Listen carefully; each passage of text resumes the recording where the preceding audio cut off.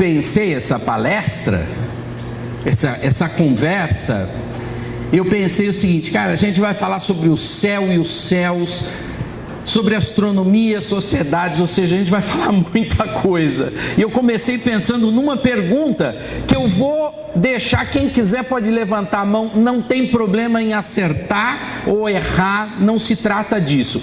Coloca a pergunta aqui pra gente, pode ser o próximo slide. A pergunta é: o que é o céu afinal?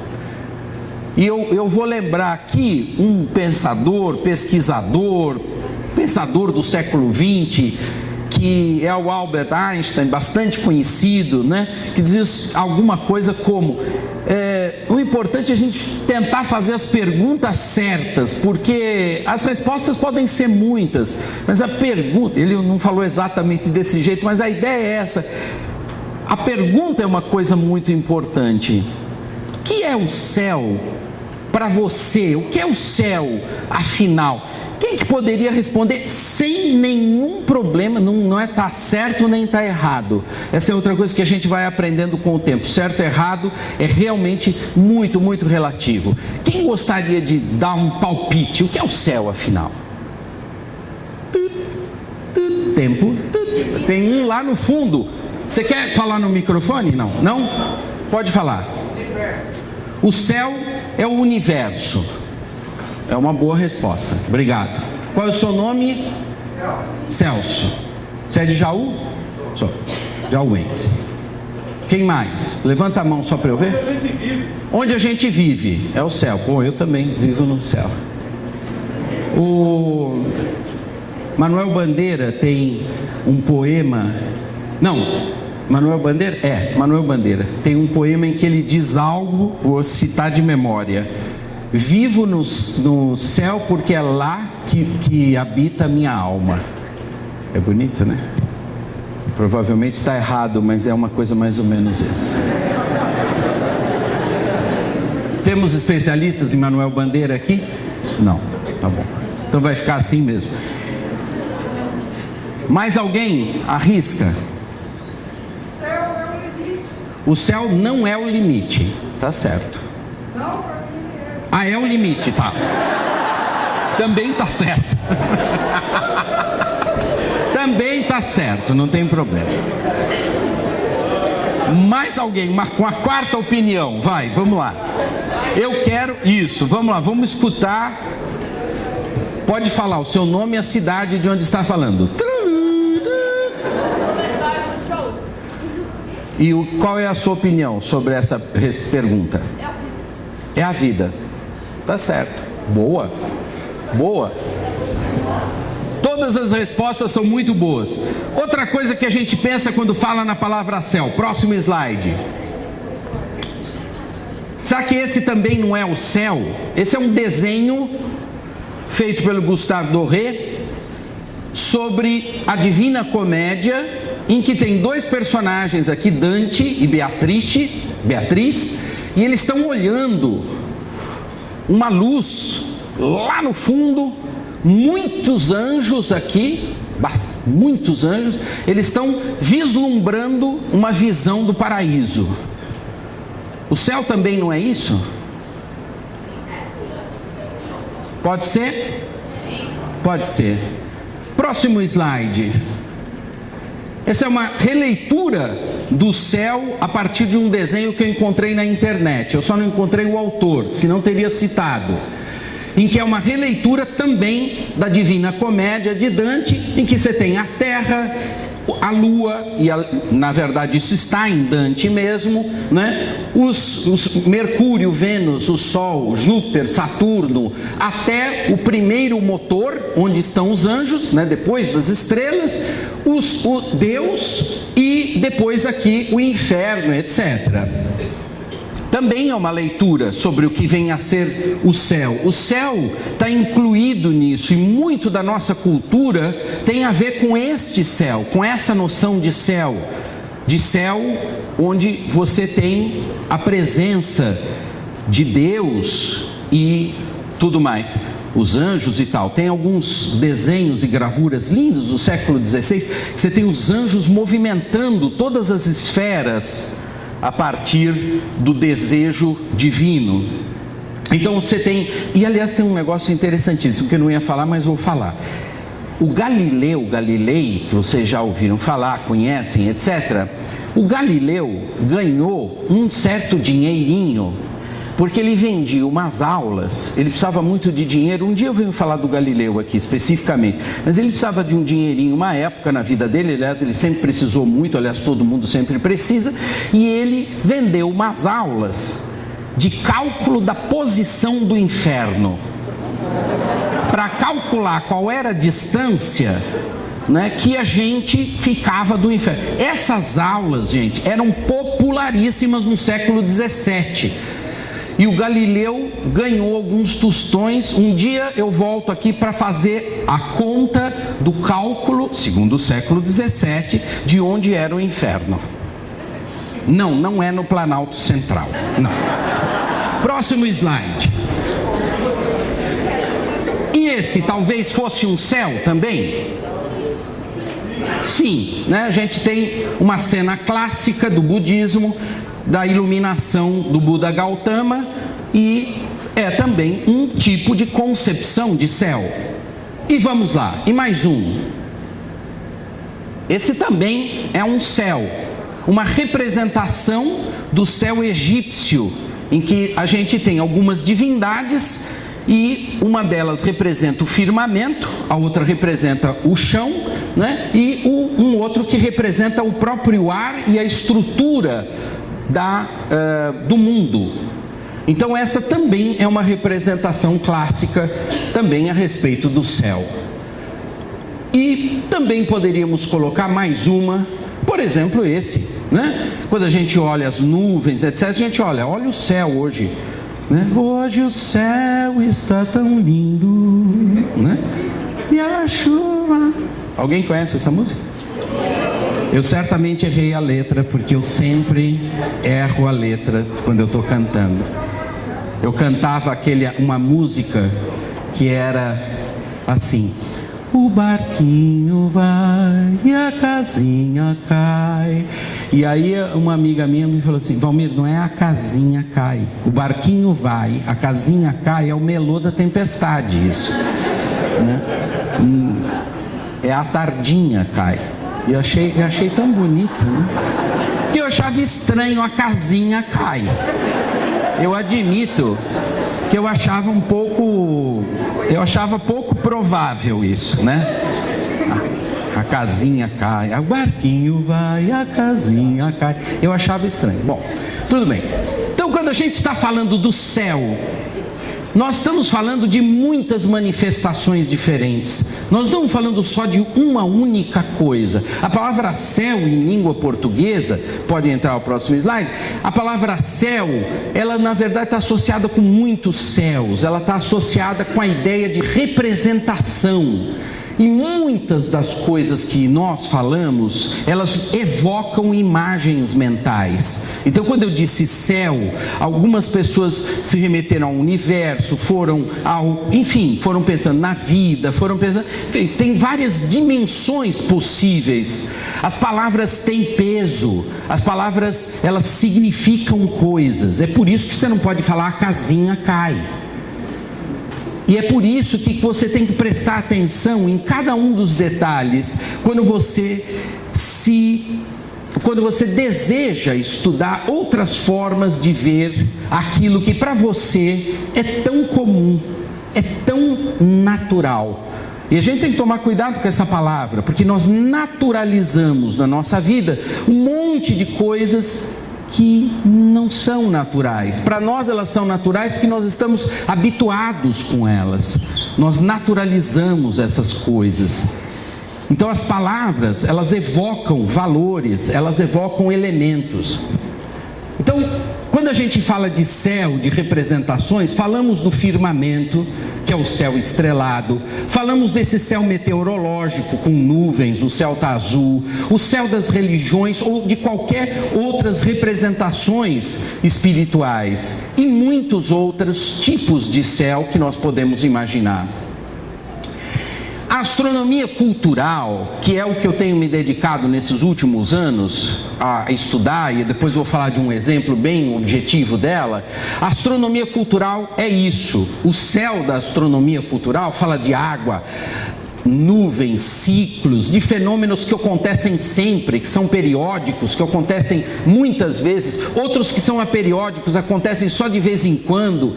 Ou seja, ela fala de associações, de representações, e que não são apenas aquelas relacionadas com aquilo que a gente vê, mas com interpretações, que é mais estranho do que você olhar um conjunto de estrelas, uma fieira de estrelas e dizer, ali está o escorpião, ou ali está o Pégasus.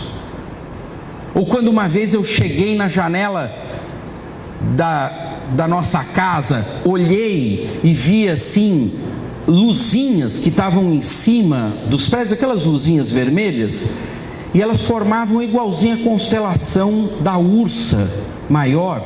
E eu olhei e falei assim, uma ursa no 9º andar, né? Uma ursa formava as estrelas, sabe as luzinhas vermelhas, aquelas que ficam em cima dos prédios, as luzinhas que eu nem sei porque que elas existem, acho que é para o avião não bater, mas se o avião estiver naquela altura, adeus, né, também, né? Mas enfim, então aquelas luzinhas lá em cima, vermelhas, etc. E aí você olha para elas assim, eu olhei e falei assim, uma ursa. E a minha mulher, a Jane, que está aqui hoje, ela olhou e falou assim, né, do tipo, tá vendo uma ursa no 9º andar, num país que não tem urso, a não ser no zoológico, etc, né? Então, quer dizer, você então vai se acostumando com padrões e vai lendo esses padrões a partir das suas experiências pessoais pregressas e experiências que você compartilha com as outras pessoas. E aí a gente começa a falar de algo que é muito importante. Não só aquelas opiniões e aquilo que a gente vê pessoalmente, mas também aquilo que nós compartilhamos como comunidade. A minha fala inicial, essa ideia de que assim nós temos que fortalecer o nosso conceito de comunidade, é porque é na comunidade ou nas comunidades que nós compartilhamos ideias, valores éticos, valores morais, valores espirituais, valores materiais, todos os tipos de valores. E esse compartilhamento faz com que a gente veja o mundo de um determinado jeito. Olhar o céu de acordo com a astronomia cultural, ou entender como as pessoas fazem isso, leva em conta desde o arco-íris, a nuvem, a chuva e tudo. Vou contar um caso.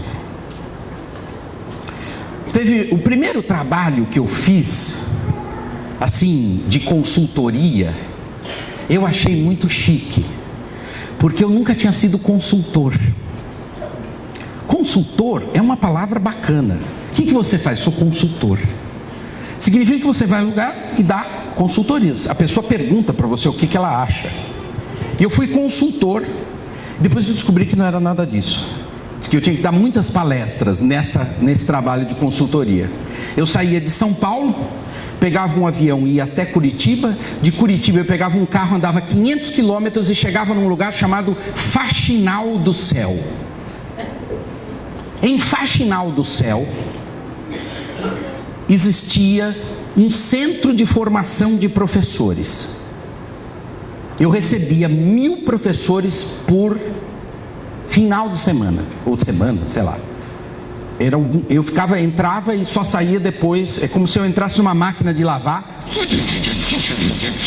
e saía depois de 2 dias, com 1000 professores para falar de astronomia. Era muito legal.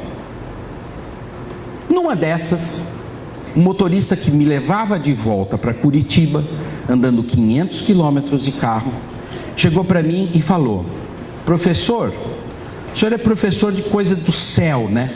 Eu falei: sou. Ah. O senhor viu como é que estava a lua hoje? Nós estávamos saindo de madrugada, a lua estava nos últimos dias do minguante, ela estava que nem uma unha assim no céu, bem de manhãzinha, dava para ver a lua. Estava linda, sabe? Com uma névoa.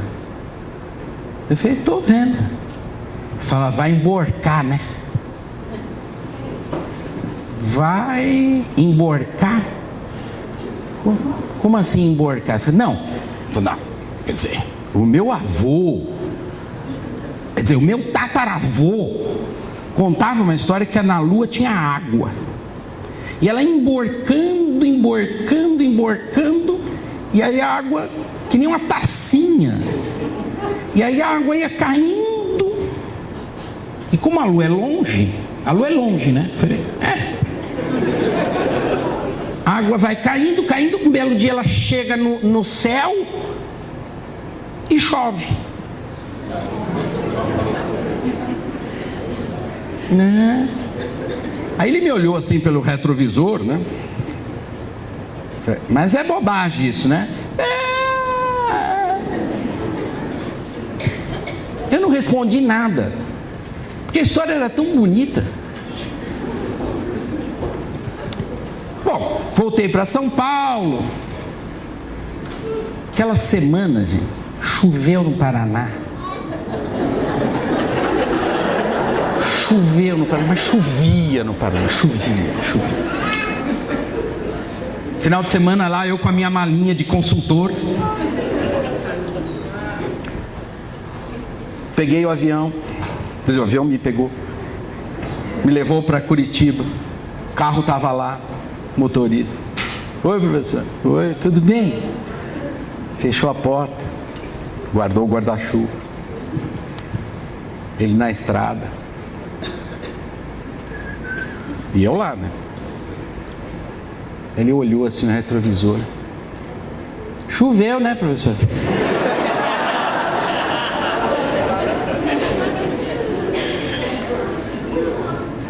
Choveu. Quer dizer, assim, é muito legal quando você começa a perceber que essa coisa exótica, incomum, pode acontecer. Pode ter um monte de coincidências, mas elas também podem não ser coincidências. Talvez exista um outro efeito, alguma coisa que nós explicaríamos de um outro jeito, mas ele explicava daquele jeito. E depois ele falava um negócio que eu levei para a minha vida toda. Ele falava, neblina baixa, sol que racha, que era uma coisa que se falava no sul. E de fato é verdade, quando a neblina está baixa, amigo, o dia amanhece, você está frito, ou cozido, sei lá. O sol são palavras, ideias, valores, histórias. Tudo isso é muito importante quando você quer entender como pensa um grupo social, uma sociedade. E você precisa, antes de tudo, tentar se desvestir dos seus preconceitos. Vamos passar para o próximo? Ou seja, a gente vê muitos céus no mesmo céu. São muitas ideias e muitos valores, muitas histórias. Eu vou contar daqui a pouquinho minha experiência quando eu fui para o Alto Rio Negro, trabalhar com populações indígenas do Alto Rio Negro, para estudar a astronomia dessas populações. Mas uma coisa eu aprendi muito rapidamente: cada curva de rio tem um céu diferente. E olha que rios amazônicos têm muitas curvas, e você tem que andar por elas, e você vai vendo cada uma dessas comunidades tem detalhes, olhares, informações que são igualmente importantes e fascinantes. Outra coisa, o céu não se descola da paisagem. Quem tem alguma familiaridade com a observação do céu sabe o que eu estou falando, e eu vou explicar. Eu aprendi a ver o céu do quintal da minha casa. Aqui em Jaú ainda acontece isso. Em São Paulo, quando eu faço palestras desse tipo, eu falo assim, gente, olha, deixa eu explicar. Quintal era um anexo da casa, que era um lugar onde as crianças brincavam, onde elas imaginavam coisas, e onde a mãe estendia a roupa e ficava muito brava porque você passava entre as roupas. E eu sempre passava entre as roupas, claro, né? fingindo que eu estava dentro da Enterprise. Claro.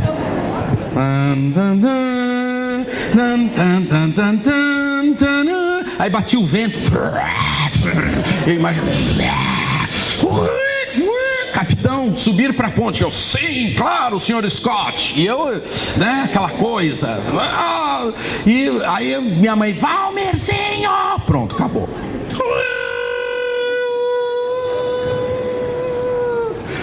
Eu ia para outro planeta. Já não é mais assim, né, que eles fazem, né? O barulho já é diferente, mas eu adorava assim. Sumia, né? O céu, ele muda de lugar para lugar, porque lá no quintal da minha casa é que eu aprendi a reconhecer as constelações. A primeira vez que eu viajei para fora do Brasil, eu fui para um outro lugar e eu olhei o céu e as pessoas falavam, você conhece a astronomia, né? Claro, né? Claro. Eu disse, que estrela é aquela? Eu...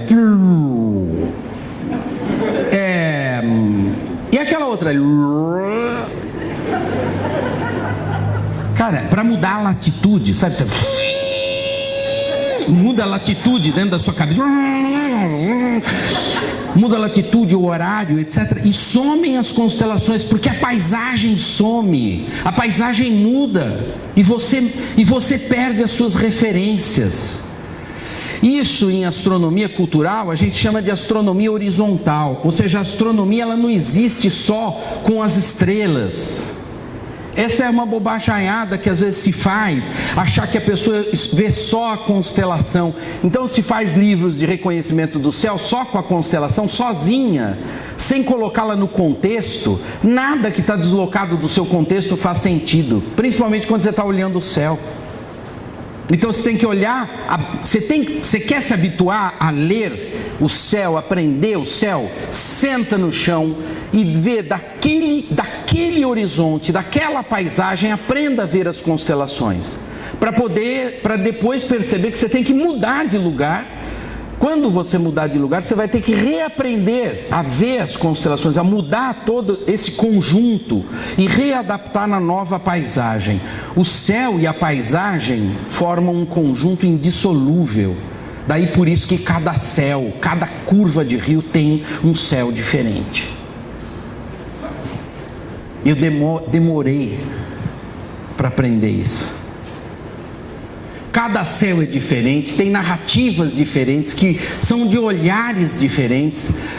Um representante, por exemplo, de uma cultura vai ver de um jeito, um membro daquela cultura vê de outro, mas aquilo que eles compartilham e que permanece, isso é o que nos interessa quando a gente está estudando astronomia cultural.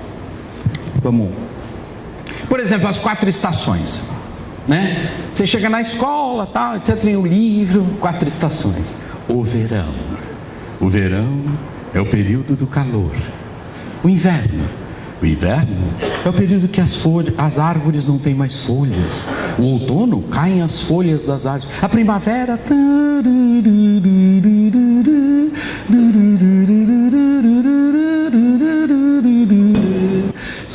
as flores, tão lindo.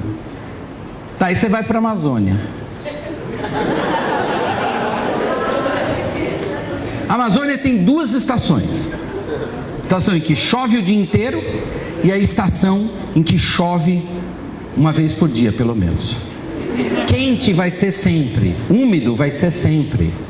E o dia que deixar de ser sempre assim, nós estaremos na nova savana amazônica. É isso. Não existem 4 estações em todos os lugares que a gente vai. E isso faz a diferença total quando você vai interpretar e pensar o mundo a partir de pessoas, de grupos, de sociedades que olham e não veem 4 estações. Então não adianta você enfiar 4 estações num material didático, por exemplo, que não faz sentido. Vamos para a próxima. Portanto, gente, quando você quer aprender alguma coisa sobre o céu de cada um dos lugares, você pergunta para as pessoas dos lugares, em vez de chegar como doutor do conhecimento. Que eu vou dizer para vocês, o diploma de doutorado que eu tenho lá na Amazônia, serviria para pouca coisa. Pensando bem, para nenhuma. Que o papel fica úmido.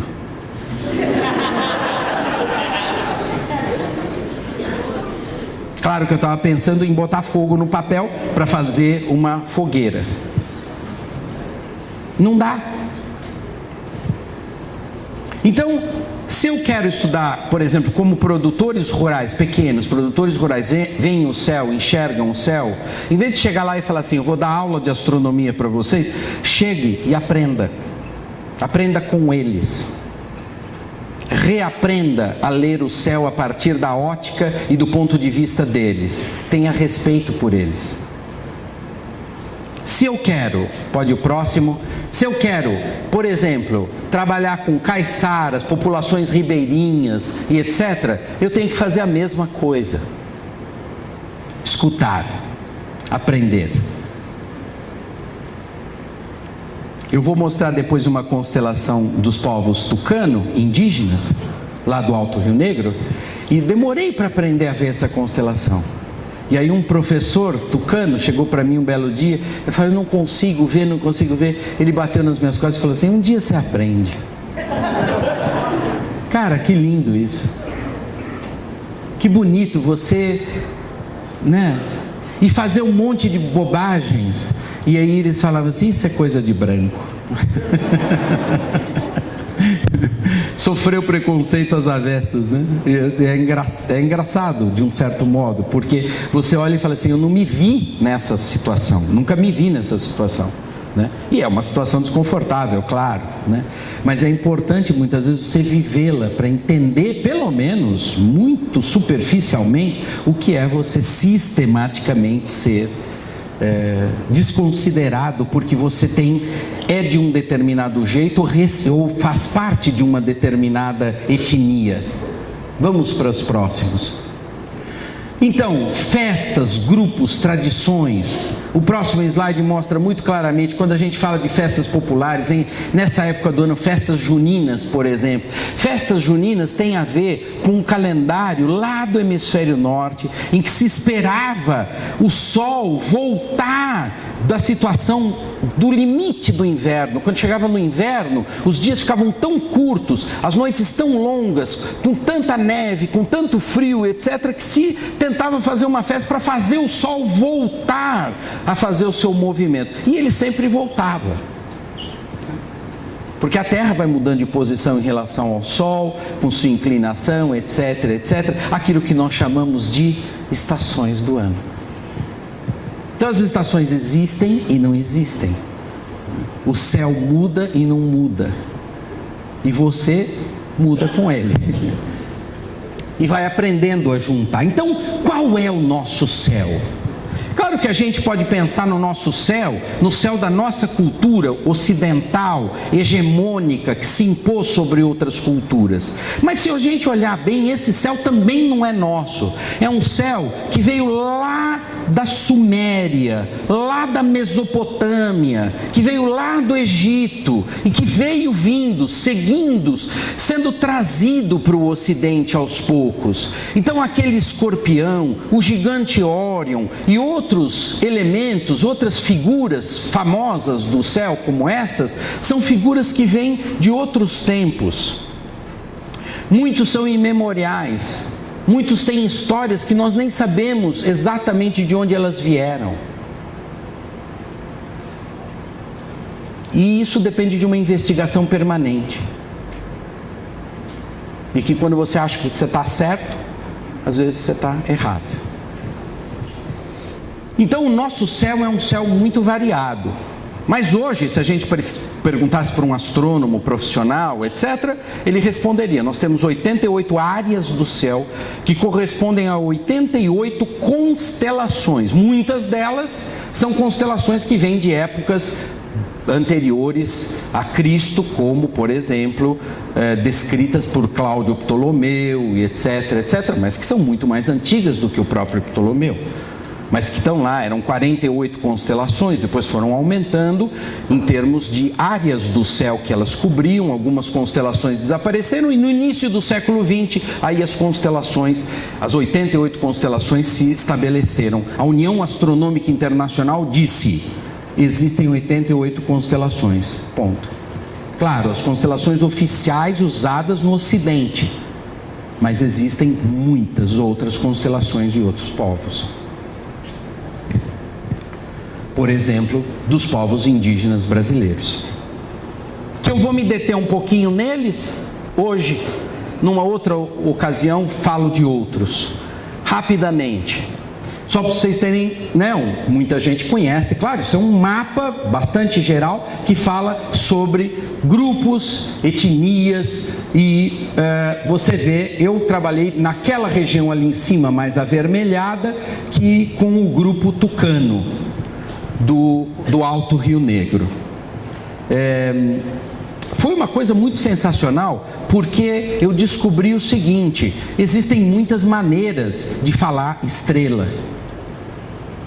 Em tucano, estrela é Nyorquá. E ser Nyorquá muda completamente o sentido do que é ser uma estrela. Vamos ver um pouquinho mais detalhadamente esse grupo. Meu trabalho com os tucanos começou em 2005, faz muito tempo já. E foi uma coisa muito legal, porque era dentro de um ambiente escolar. Onde ficam os tucanos? Vamos ver. Eles ficam aqui, num lugar que é conhecido como Cabeça do Cachorro. Por que será? Mas o mais importante aqui é o seguinte: a latitude, ou seja, a distância que esse lugar fica do Equador, é praticamente o Equador. Ou seja, eles vivem praticamente na linha do Equador, o que faz uma diferença enorme do ponto de vista astronômico. A longitude, nesse caso, não é tão importante. A coisa mais importante é onde eles estão, porque nessa latitude você vê constelações, tanto do hemisfério celeste norte, quanto do hemisfério celeste sul. Ou seja, você vê o céu praticamente inteiro, pensando que a Amazônia, em grande parte, é uma planície, enorme. Vamos ver. Bom, tem mais uma imagem da própria Cabeça do Cachorro, para destacar, para quem percebe por que chama Cabeça do Cachorro, bem próximo da Colômbia e da Venezuela também. No próximo slide.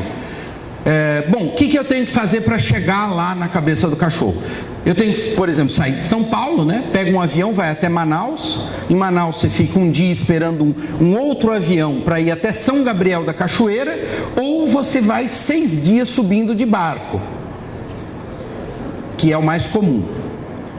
Em São Gabriel da Cachoeira você precisa aprontar toda a documentação, porque é uma área indígena, e também você tem que fazer o seu rancho. E aí você vai pegar um barco e vai subir durante 3 ou 4 dias até chegar nessas comunidades do chamado Rio Tiquié, que é para onde eu fui.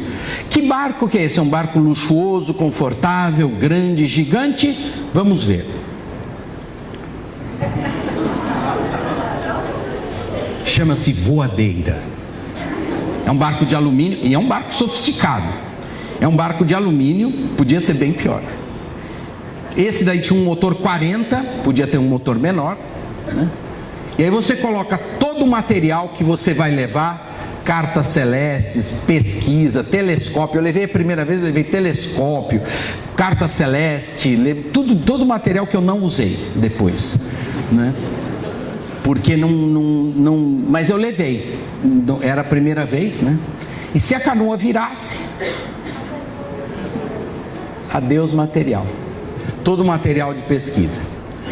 São 2 antropólogos que também foram comigo e saímos, e uma das coisas mais bonitas do Rio Negro, do Rio Uaupés, pode ser o próximo slide, é você perceber como é linda essa região. E aqui vem uma propaganda: conheça esse Brasil do Norte. É um Brasil extraordinariamente lindo. O Rio Negro é um dos lugares mais lindos da face da terra que eu já fui. é um dos lugares mais impressionantes, grandiosos, perigosos, amigáveis, amistosos, com gente da melhor qualidade possível. Vamos para o próximo slide? Você vê coisas e paisagens como essa daqui, que você não sabe se você está olhando, né? Se o reflexo, dependendo do horário, você não sabe se o piso é a água ou o céu, né? O reflexo, se você só vira a imagem, muitas vezes você não sabe o que você está vendo. Ou seja, é nesse ambiente que essas pessoas criam toda uma forma de ver o mundo. E é engraçado, porque você pensa que você chega com uma ciência e essas pessoas estão lá, as populações estão lá 10 mil, 15 mil, 20 mil anos, ocupando aquelas áreas, aquelas regiões, com sabedoria. Próximo slide. Outra imagem do Rio Negro. Mais uma. Você vai encontrando as pessoas com as suas canoas, com as suas rabetas, que são motorzinhos de potência muito reduzida, também que gastam pouco combustível. E próximo slide.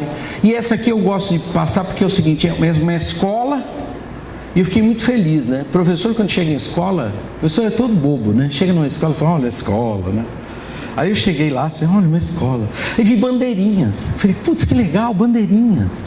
Aí eu fui, deixa eu ver as bandeirinhas. Aí o próximo slide mostra as bandeirinhas.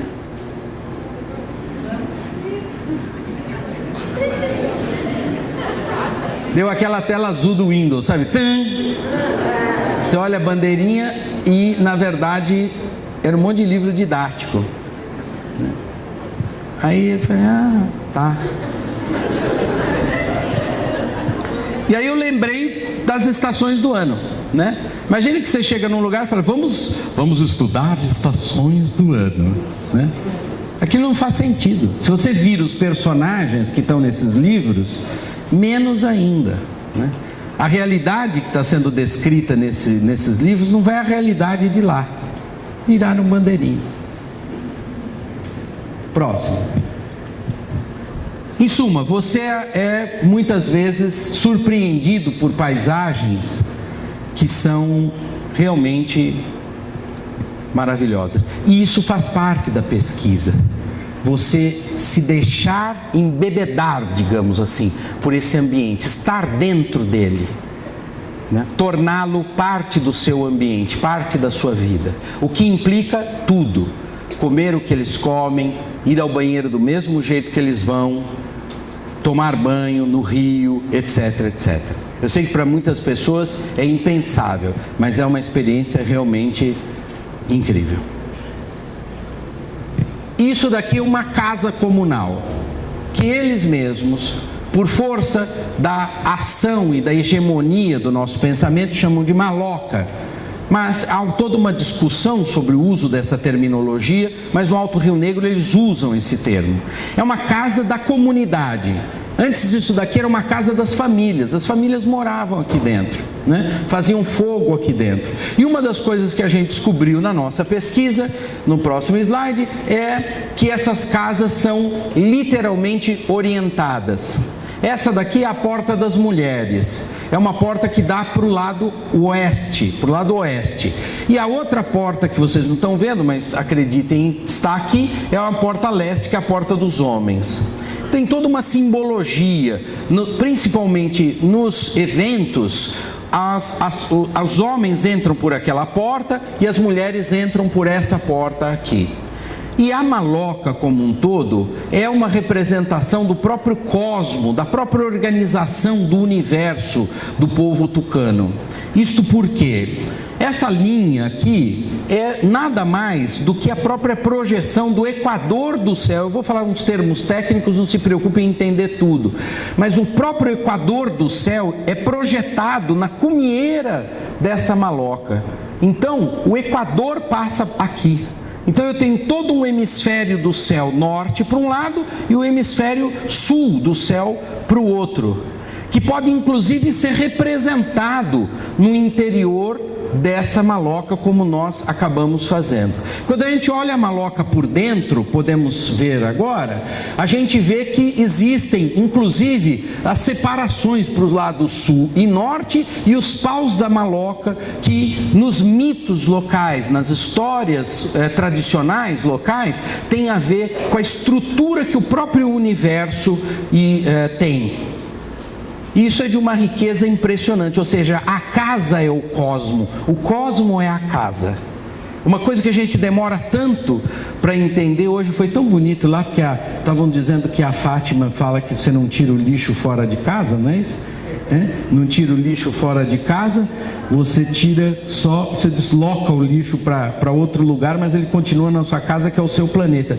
Veja como isso é a própria dimensão de universo. A casa é a representação do universo. Isso não é raro. Muitas culturas olham o universo e representam nas suas próprias casas, nas suas próprias habitações. Então os alinhamentos, as habitações, o universo, ou seja, tudo está embebido de tudo. O universo não é uma coisa separada em bloquinhos. Isso é física, isso é química, isso é história, isso é geografia. Pensa-se como um todo, né, nesse universo. Vamos olhar um pouquinho mais. Essa é uma outra maloca também muito feita no mesmo tipo de estrutura, só que esse daqui é para o povo Tuiuca, que fica só a 30 quilômetros da Colômbia.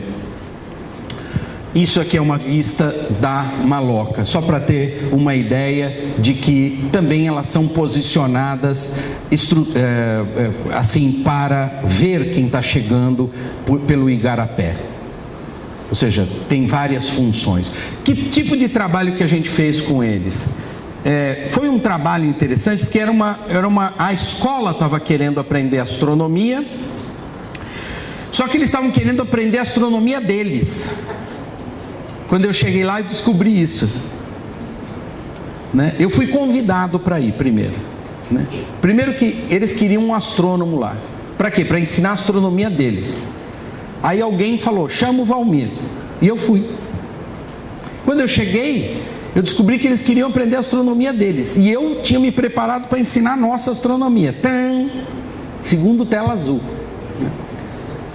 Então significava o seguinte, eu tinha que aprender a astronomia deles para ensinar a astronomia deles para eles. O que é uma loucura, né? Mas foi o que a gente fez durante um tempo relativamente grande. Foram 2 anos em oficinas diferentes, até eu entender a astronomia deles. E quando eu entendi a astronomia deles, eles também já tinham entendido. Ou seja, o processo de aprendizagem, o meu processo de aprendizagem era o processo de aprendizagem deles. Isso é uma coisa que a gente precisa aprender na escola. O processo de aprendizagem dos alunos é o nosso processo de aprendizagem. Se a gente aprendeu aquilo que a gente está ensinando junto com eles, eles podem ensinar a gente a ensinar melhor. Simples, né? Não é simples, mas é trabalhoso. É muito trabalhoso. Mas a gente precisa repensar a escola também desse jeito. Bom, aí eu levei projetores. Levei projetores como esse, levei gerador elétrico, levei computador, levei um monte de coisa e a gente começou a projetar o céu. E eles começaram a mostrar as constelações para mim. Uma das constelações que eles mostraram, tem várias constelações, a gente vai falar só de 2 rapidamente. Uma que é Anhã, a Jararaca, e Pamon, o Tatu. Vamos mostrar a Jararaca? Tem muita jararaca. É legal. Porque, pensa, um lugar que tem muita jararaca, o que vai ter no céu? Jararaca. Elefantes não seriam, né? Então, não tem elefante lá, não adianta. Então a constelação, a linda constelação do elefante, não faz sentido, né? Constelação da jararaca, constelação da queixada, constelação da onça, constelação dos animais que estão lá, dos heróis, dos instrumentos e ferramentas que os heróis usam para matar o mal, né? Porque sempre tem aquela luta, o bem e o mal, aquela coisa assim. É legal porque são histórias vivas. São mitos muito concretos, porque eles têm a ver com as histórias reais da vida dessas pessoas. E aí você vai se apaixonando por isso, por eles, pelas histórias deles. Essa jararaca é muito legal. Eu vou mostrar. Ela começa aqui na constelação que a gente enxerga um escorpião. O nosso escorpião tem essas 3 estrelas, a cabeça, o corpo do escorpião, o rabo do escorpião. O nosso escorpião termina aqui. Isso na cultura ocidental. A deles isso é uma das cabeças da jararaca. Tem 2? Tem 3, 4. Porque um dos heróis, Yupuri chegou com uma espécie de um enxó, que é para desbastar a madeira. Chegou com uma enxó e matou uma jararaca que estava atacando os povos originais. E cortou a cabeça da jararaca. E o que a jararaca fez? Como toda boa novela das 9, a jararaca soltou várias cabeças. A velha técnica da jararaca que solta várias cabeças. Né? Ou seja, o mal se reproduz. Cuidado como você vai atacar o mal, porque se você atacar diretamente o mal pode se reproduzir em muitos. E aí né? Você vai ter que matar várias outras jararacas, o que faz o ciclo do herói se prolongar.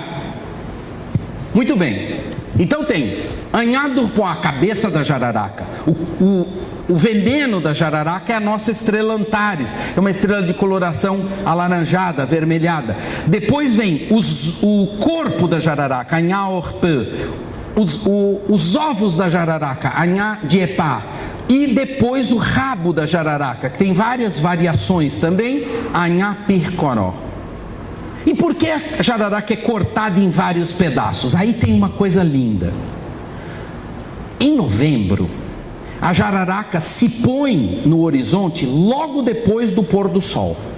Ou seja, o sol se pôs, começa a anoitecer e você vê lá a cabeça da jararaca relativamente perto do horizonte. Que você sabe que o horizonte amazônico tem todas as árvores amazônicas, lá. Então, perto do horizonte você vai ver a jararaca se pondo. Isso significa que dias depois, chuva, ou o rio vai subir 10 metros. Chama enchente da cabeça da jararaca. Enchente em tucano é poerô. Cabeça da jararaca é Anhadurpoá. Anhadurpoá poerô. A enchente da cabeça da jararaca. Quando tem a enchente da cabeça da jararaca, esqueça pescar. Por quê? Porque o rio sobe 10 metros. Como é que você vai conseguir pescar nesse rio? Conturbado, mexido. Então não tem. Tem que esperar o rio voltar. O rio volta. É o período em que a glândula de veneno da jararaca está se pondo junto com o sol.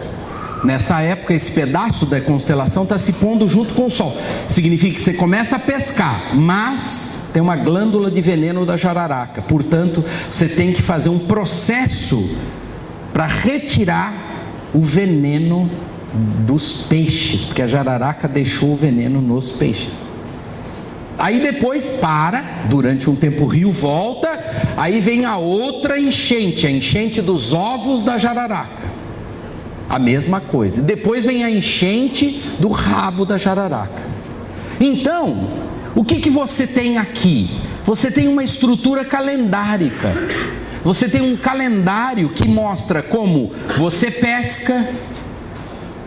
E se você não pesca, que tipo de comida que você pode comer? Se é um período que você vai, por exemplo, se alimentar de insetos, que você vai se alimentar de frutos. Então, entre verões, que são períodos em que não tem chuva nem aumento do nível do rio, e invernos, que são os períodos em que chove, e é assim que essas palavras são usadas, esse é o significado dessas palavras nesses lugares. Ou seja, verão, seco. Seco significa não está chovendo, é mais seco. Inverno, chuva, ou aumento do nível do rio, enchente. porque o aumento do nível do rio não tem a ver necessariamente com a chuva, mas pode ser enfim, com a entrada, chuva nas cabeceiras dos rios, etc. Então esse sistema complexo, que segue um ritmo, ele pode ser transformado num calendário. A mesma coisa vale para a próxima constelação. E aí tem uma dança da Anhã, que é uma dança que se faz. Vamos escutar um pouco da música e ver um pouco da dança da Anhã. É só ir até o centro da tela e clicar que a gente vai ver o momento da dança da Anhã. Dança da jararaca dentro da maloca.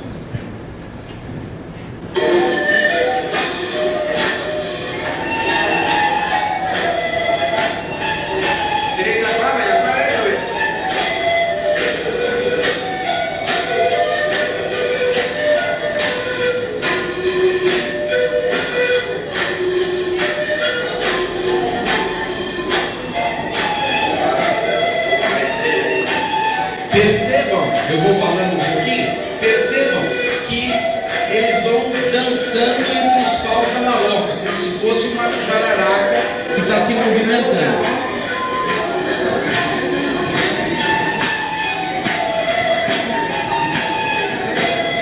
Eles estão tocando o cariço, que é uma espécie de flauta de pã feita com bambu.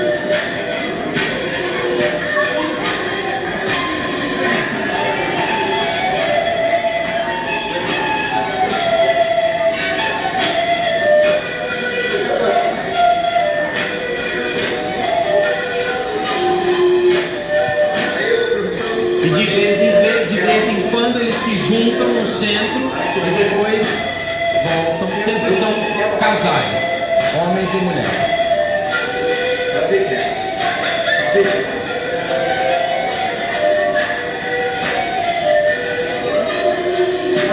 Obrigado. Pode parar aí. É só clicar. É só isso. Clicar mais uma vez. Você sai daí. E essa é a constelação do Tatu. Esse foi o primeiro desenho do tatu. Era uma coisa interessante porque tinha o corpo do tatu e isso daqui era o osso do tatu, Poamon Wadurka. E eu ficava falando assim, o osso do tatu? Tem um osso do tatu, tinha uma história complexa do osso do tatu e etc. Bom, aí eu fiquei tentando entender, desenhando o tatu, tentando desenhar com eles. Essa estrela que é do osso do tatu é uma estrela para nós, chama-se Altair, uma estrela que aparece em vários mitos, e aqui ela está numa determinada posição em relação a essas duas estrelas, e tem o corpo do tatu, o rabo do tatu, etc. Pamon Pircoró, Pamon Orpu, que é o corpo, Pamon Durpoá, que é a cabeça. E eu fui tentando redesenhar e aí cheguei numa versão do tatu, que era isso, o osso do tatu, onde está a nossa estrela Altair, que é a estrela da constelação da Águia, para a nossa cultura. E aqui é uma constelação para nós, que é a constelação do Delfim, com estrelas fraquíssimas de brilho. A gente vê essa constelação só em lugares com céu muito estrelado mesmo. E é um tatuzinho pequenininho. E eu falava, poxa, que legal. Quer dizer, eles não veem só estrelas brilhantes e constelações com estrelas brilhantes, vêm estrelas muito fraquinhas às vezes de brilho, constelações pequenas, delicadas. Existe uma delicadeza, porque tem a ver com os ciclos, tem a ver com o nível do rio, e o nível do rio tem a ver com todos os outros ciclos da natureza com os quais eles convivem. Depois eu fui descobrindo que essa constelação aqui também tem uma variante, que é uma variante que as mulheres não podem ver, e que tem a ver com uma flauta sagrada de um dos rituais, que é uma das flautas. Isso também é a representação de uma flauta. Eu estou falando isso não para expor a cultura tucano, expor detalhes da cultura tucana, mas para mostrar a riqueza, muitas vezes cultural, de você ver olhares dentro de uma mesma cultura, que épocas grupos e mesmo gêneros diferentes vão enxergar de maneira diferente por uma série de razões, de proibições ou de questões tão íntimas daquela cultura. Então, para você entender essa complexidade, você precisa entender esses detalhes.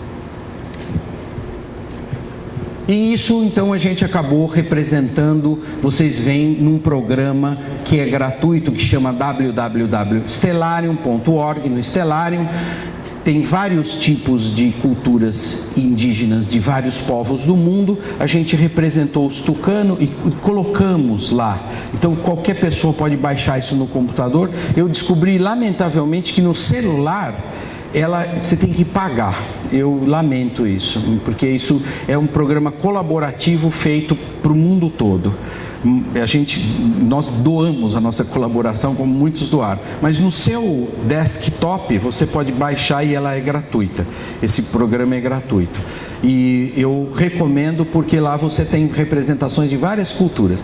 Nós fizemos para os tucano e agora estamos auxiliando uma pesquisadora do Museu de Astronomia do Rio, do MAST, a Priscila Faulhaber, a colocar também as constelações dos Ticuna, que nós vamos ver a seguir rapidamente. Então, o que a gente fez depois com os tucano? Nós então representamos essas constelações num círculo de constelações, em oficinas, e junto com essas constelações nós colocamos todos as representações que tinham a ver com o mundo natural e com o mundo espiritual. Uma delas eram os tempos meteorológicos. A gente diz, né? Hoje começou com sol, depois entrou nuvens, depois choveu, depois isso, depois aquilo. Eles têm nomes para cada uma dessas, eles categorizam o tempo meteorológico. Então a gente foi também fazendo com eles, né, a categorização do tempo meteorológico. Depois fizemos das fases da lua. A lua, ela vai comendo determinados animais, né, principalmente cutias, que ela gosta de cutias, e ela vai comendo as cutias. Então ela come cutia, depois amanhã ela come mais um pedaço da cutia, até um dia que ela não aguenta e come até a pele da cutia. Quando ela come a pele da cutia, ela fica cheia.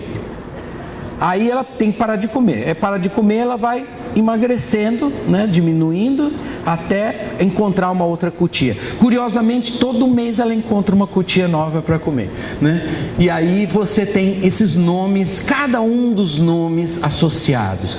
Também fizemos... claro que tudo isso é validado pela comunidade, né? Os idosos, os velhos da comunidade, como são chamados, são importantíssimos na hora da validação desses processos. Então todos os estudantes faziam isso. E também depois, aqui dá para ver como eles desenham muito bem. Aqui tem uma categoria que eu gosto muito, que são os animais que voam. Então tem animais que voam, olha só, biólogo, tem biólogo aqui? Dormiram. Tem 2, 3, tem vários biólogos, ótimo. Olha que coisa interessante. Uma das categorizações para eles são animais que voam. Então, insetos que voam estão nessa categoria. Aves, que nós chamamos de aves, estão nessa categoria. Morcego também está nessa categoria, que é um mamífero, mas no caso voa. Então, os animais todos que voam estão todos dentro de uma mesma categoria. Depois, os animais que vão atrás dos outros animais, os animais que vão atrás das frutas, as flores, as frutas. Então, cada uma dessas categorias nós fomos montando. Os peixes que sobem o rio, os peixes que descem o rio, os rituais que são feitos com alimentação. Depois nós recortamos esses círculos e em seguida nós colamos em bases circulares e depois nós botamos isso para girar. Então esses círculos podiam mostrar numa linha do horizonte, né? Quer dizer, bastava colocar uma linha aqui do horizonte e botar isso no centro da maloca e ver que constelação está se pondo, que tipo de clima está fazendo, Que tipo, clima não, condição meteorológica. Que tipo de peixe que está subindo e descendo o rio? Que animal que está indo atrás do peixe? Quais flores, frutas, etc, etc. Que fases da lua? Só para ter um estado geral daquele momento. E aí a gente fez esse calendário junto com eles, né? Ensacamos esse calendário, colocamos dentro da maloca e ele pôde ser usado pela escola. Essa foi a ideia desse grupo. Pode ser mais um, esses são círculos girando, mais um, e esse foi o calendário final que a gente fez em 2007. Depois esse calendário foi evoluindo para outras versões e é muito legal que ele possa se modificar, ser relido, né? Sejam feitas releituras a partir dessa ideia dos calendários associados com constelações. E no caso aqui com as figuras, que são as figuras de poder espirituais presentes nos rituais dos Tucano. Próximo slide. Essa é uma outra representação que eu acho muito bonita, que são a árvore da vida, que é a árvore de onde vem todas as coisas, os animais, as frutas, etc. Pode ser uma influência religiosa nossa, mas também esses são mitos que aparecem muito fortemente. Rapidamente, outras culturas, ou seja, são só os tucanos que vêm assim? Não, existem muitas culturas só indígenas.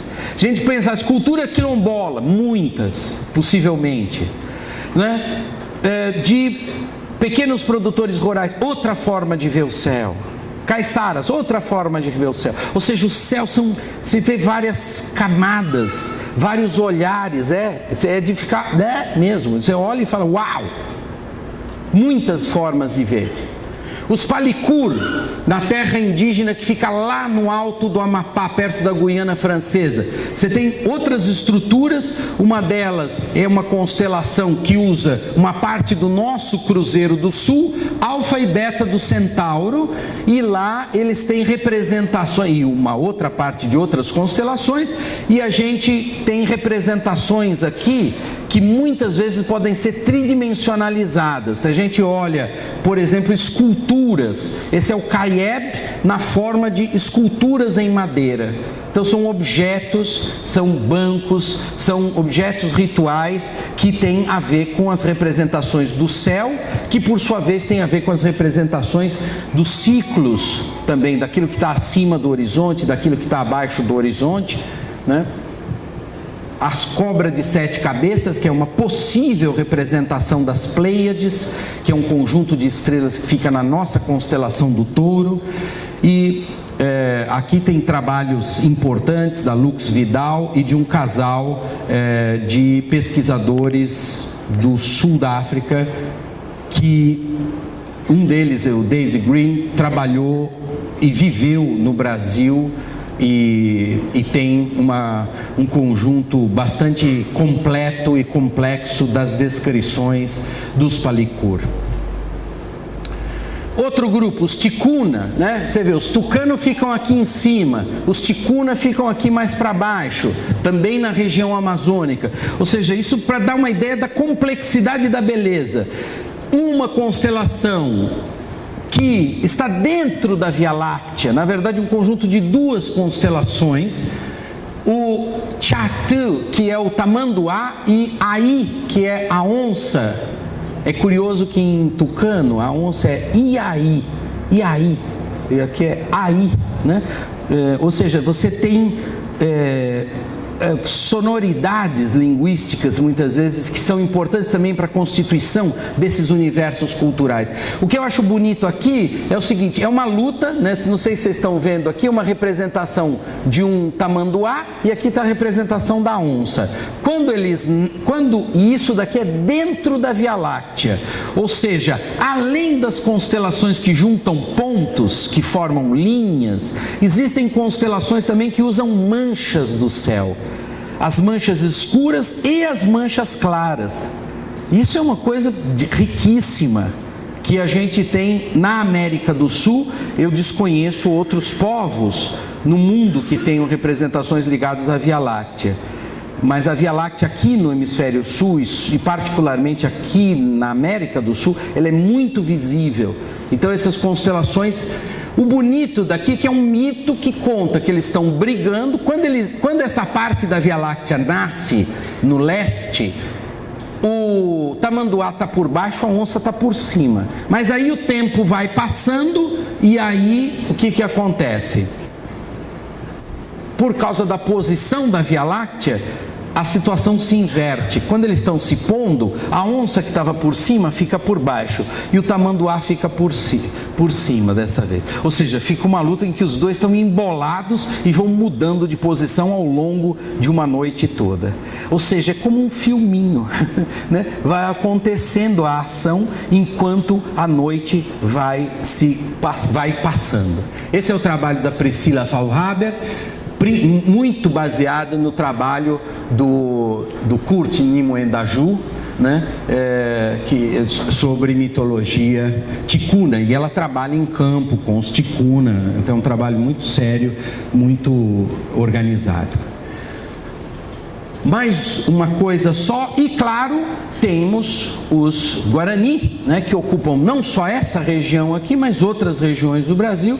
E é claro, temos as constelações Guarani também, que já são muito exploradas, porque tem um trabalho clássico de constelações, não é o único, mas um trabalho clássico feito pelo professor Germano Bruno Afonso, que mostra várias dessas constelações. Uma delas aqui, olha, uma constelação que é a constelação da Ema, e que tem a cabeça da Ema que é segura pelo Cruzeiro do Sul, a Alfa e Beta do Centauro. Vocês lembram, o Cruzeiro do Sul, a Alfa e Beta do Centauro era uma parte de uma das constelações lá do Amapá, e aqui ela já é outra parte de uma outra constelação, né? Esses são dois ovos que a Ema está engolindo, e o corpo da Ema, uma parte do corpo da Ema é a nossa jararaca dos tucanos. Isso daqui é a nossa constelação do Escorpião.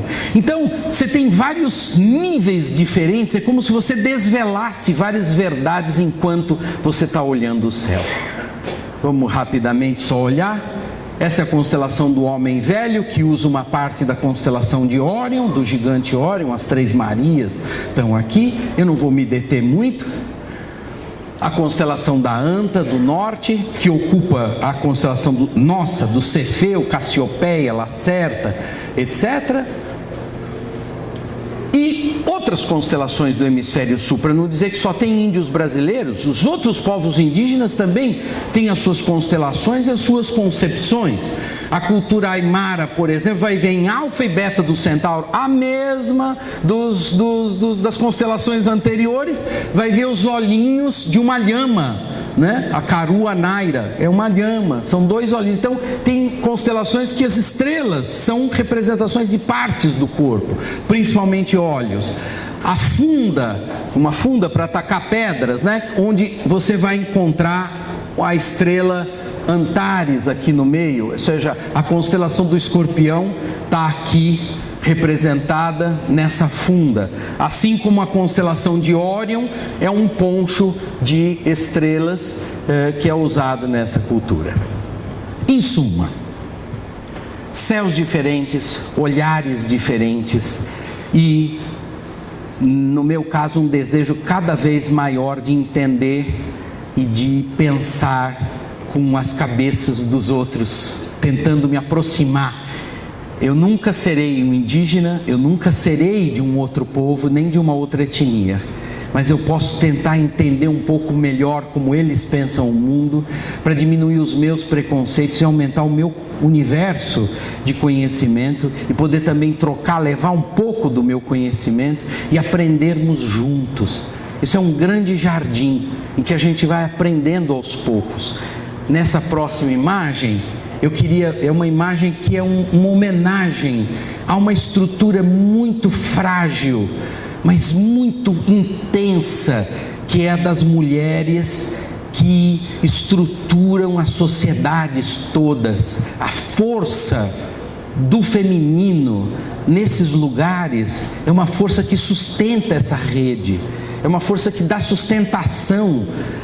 É tão impressionante você ver isso. Para mim essa imagem é tão significativa, foi tão feliz fazê-la, ver a jovem indígena que está vendo a velha indígena fazendo os ornamentos nessa indígena intermediária aqui entre elas, esses saberes que vão sendo passados de geração para geração, delicadamente numa fala que aparece às vezes no fim do dia, quando os homens se juntam num canto, quando as mulheres vão para um outro, quando elas cozinham, quando elas vão fazer o plantio, quando os homens vão caçar, essa delicada relação da teia de relações, que é o próprio universo, que é a própria vida, que é tudo.